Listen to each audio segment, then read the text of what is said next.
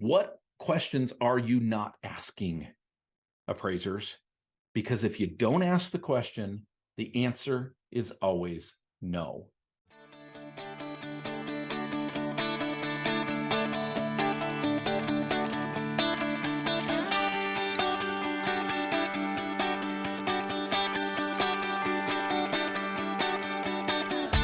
Originating from deep inside the Rocky Mountains, transported through the power of the internet, and arriving inside your tiny earbuds. It's the Appraiser Coach Podcast. Minisode. Podcast sponsored today by Spark. Spark for appraisers. It saves you time, saves you money. What's the question? Check them out, sparkforappraisers.com, sparkforappraisers.com. I want to share with you a story real quick about something that happened to me this morning. Very simple, but I think there's a principle found therein.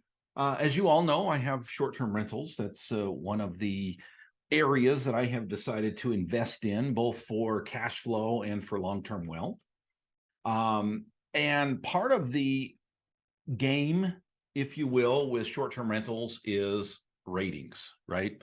The higher the ratings, the better your Airbnb listing is going to show up. Your Vrbo listing is going to show up. The better the rating, the more people will book, the more they will pay. It is something that is a constant thing with short-term rental owners. Now, sidebar, absolutely something that you should be concerned about as an owner of an appraisal company as well. Google Business Profile, folks, make sure that you've got your reviews up there. But one of the things about short-term rentals that we run into frequently is the fact that the rating system for Airbnb and Vrbo is a bit confusing. And here's why. It's a bit confusing because it is a 5-star rating system in both of those platforms. But here's the thing. Because it is a night's rest, right? A sleeping room or a sleeping cabin or sleeping house, right?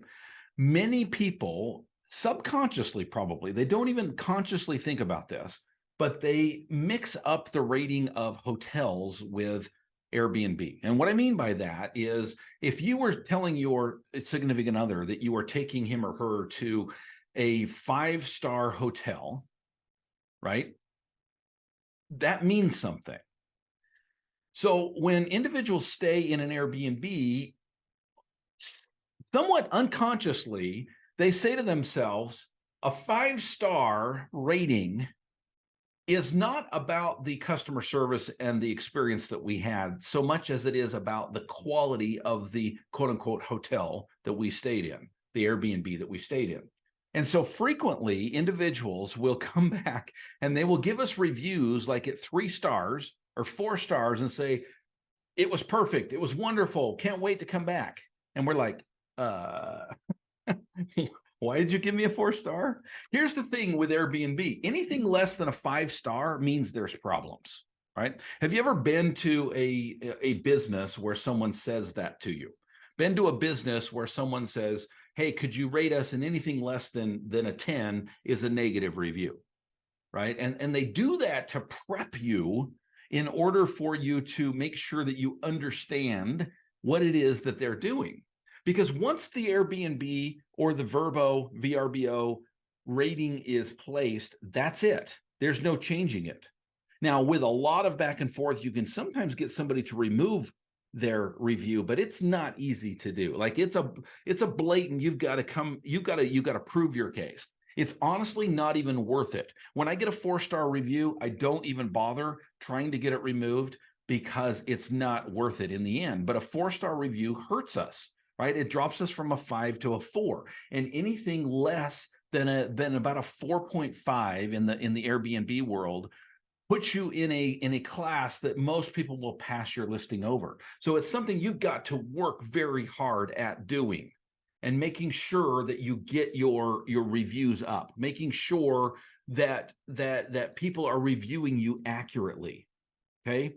Now, part of the process of hosting Airbnb is to help to educate people on this, right? To help you to help them to understand what it is that you do and why it is that you should or they should review you accordingly.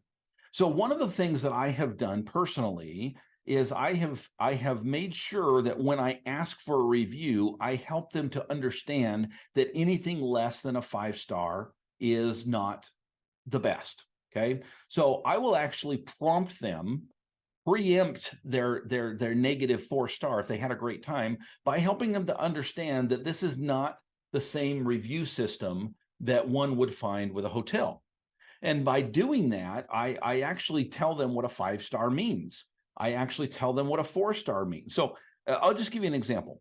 I preempt this by saying 5 stars in an Airbnb means perfection does not exist, but we are here to help. Okay. 4 stars means several significant issues that the host did not attempt to resolve. Then it goes on and, 3 stars, many significant issues. The listing was completely inaccurate. Number 2, what were they thinking by listing this place at all? And number 1, a 1-star review means put these hosts in jail. Now, the way that is stated, I had to be very careful about the way that I do it, right? I had to be very careful about the way I word it because I'm not trying to necessarily tell them how to review us.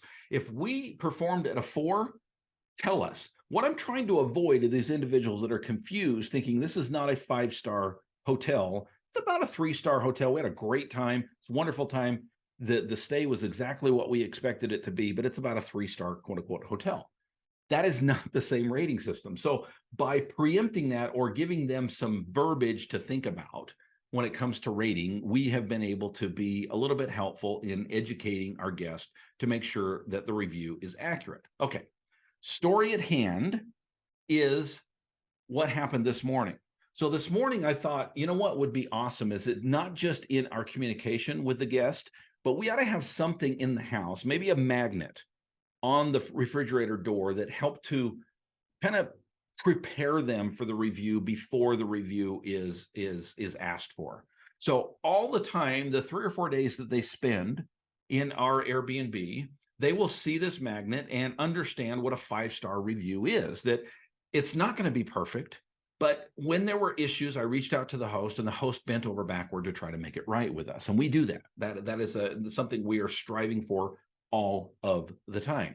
So I reached out on Amazon, and I tried to look for a magnet like this. Well, I found several that are similar to what I just read to you, but they're not the same. And I went to Etsy. Yeah, I know. Dustin Harris is on Etsy. I went to Etsy and same thing. So what I did in Etsy is I reached out. I found one that I thought was perfect. It was great design, but it just didn't quite state it the way that I wanted it stated. So I'm going to tell you what I did after the break. I think it teaches a principle. Another principle is backing up what you do as an appraiser. Folks, from the very beginning, I was taught to make adjustments and to have support for those adjustments, but sometimes that's difficult. What if I could make it easy for you to make those adjustments because the data is in front of you, whether you're in a difficult market or one that is more plentiful when it comes to data? Synapse is the program, the technology that will allow you to be successful in this. Check them out by going to their website. It's spark4appraisers.com. And when you get there, click on the Synapse button. Again, spark4appraisers.com.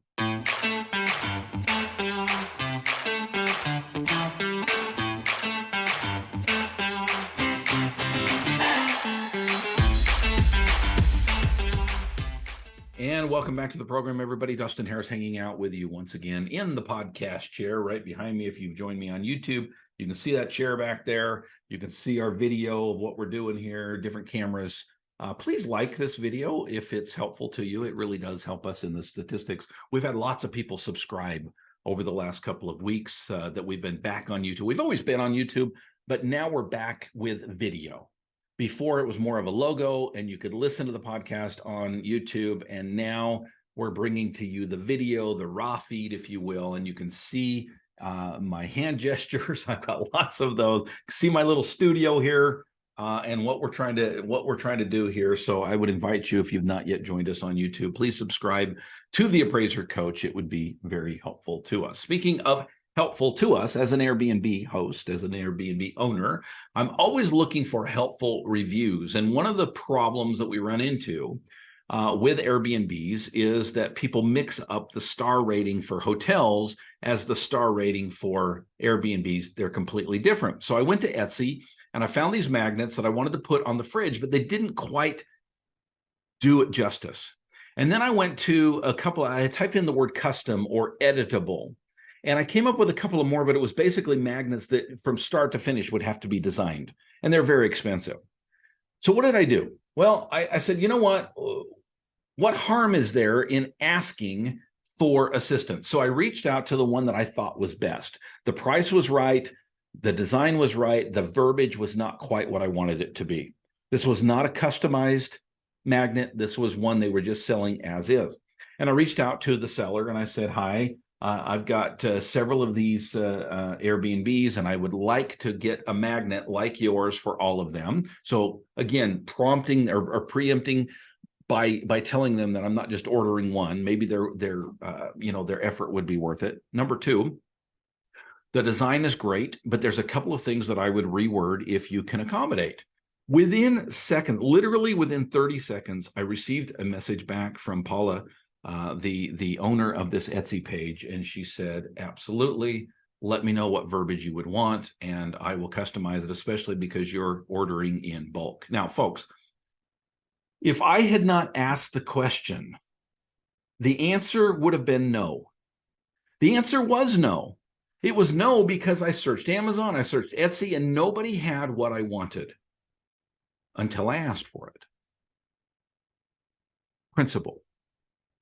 How do you apply this in your regular life? And more importantly, how do you apply this in your business life? What is it that you need? What is it that you are accepting as status quo that you could probably just ask the question? I'm going to give you a true story as we close up today. Met with a mastermind member recently who is now working with an AMC that they had done work for years, but nothing in the past, say, 6 to 9 months as things slowed down.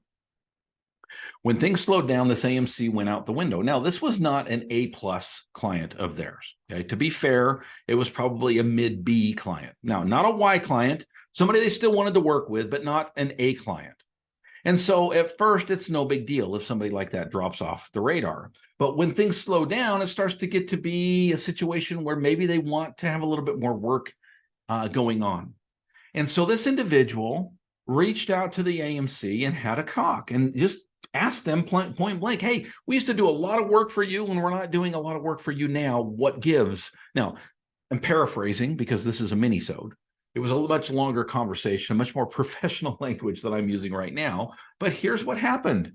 Within a few minutes on the line with the right person asking the right questions, and because my mastermind client was brave enough, bold enough, willing to ask the questions that a lot of people weren't asking, they worked out a situation. Within the first week, they had 5 orders in their inbox. That is a true story. What questions are you not asking, appraisers? Because if you don't ask the question, the answer is always no.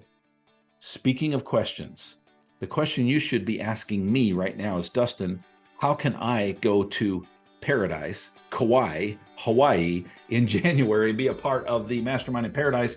Folks, if you ask me that question, send me an email, thecoach@theappraisercoach.com. Find me on Facebook, The Appraiser Coach, or Dustin Harris. I would be glad to answer that question because it is not too late to sign up and get your spot for the Mastermind in Paradise in Kauai in January. Would love to see you there. Thank you, folks, and go create some value. You've been listening to the Appraiser Coach podcast with Dustin Harris.